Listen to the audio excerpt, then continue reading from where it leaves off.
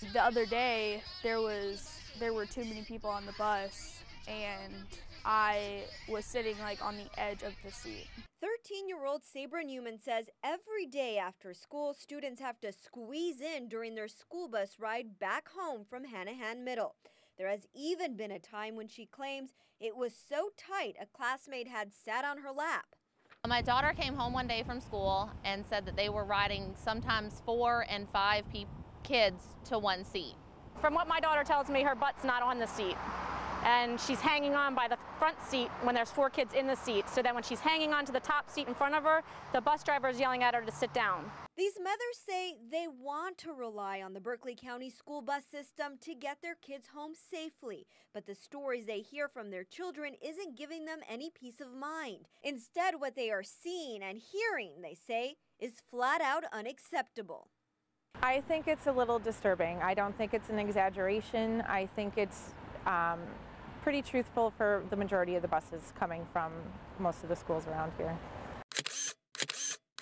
By looking at this picture taken from inside the school bus this week, that seems almost impossible. Even with 3 to a seat, you can see the crowding down the aisle. While the school district recognizes the bus route through the Tanner Plantation community is at capacity, they assure parents it is not over capacity.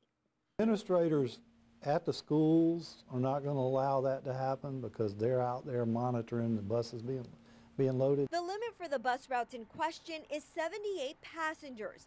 Bus surveillance video could show if students' claims are true. However, citing privacy issues, the school district would not release it.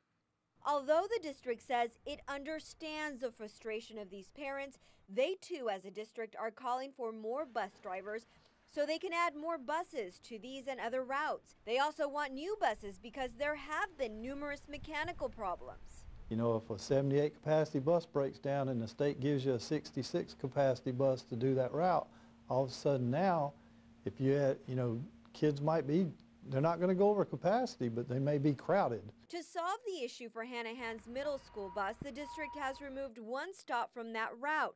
And all through the year, the district says it is looking for ways to adapt to changes and continuing growth. It's critical that the city of Hanahan hear from the residents of Hanahan that they want this new school to alleviate the overcrowding situation as well as improve the safety of their students. There are plans for a new elementary school in the Tanner Plantation, Foster Creek area. The district is currently waiting for City Council to approve a rezoning classification to move forward. Although these moms may be on board with the proposal underway, they want change to roll out quickly, like by the next time they see the big yellow school bus dropping their kids off. Right now, the issue is that we're all at one school. It doesn't matter if there's another school in 5 years. Veronica Macias, News 2.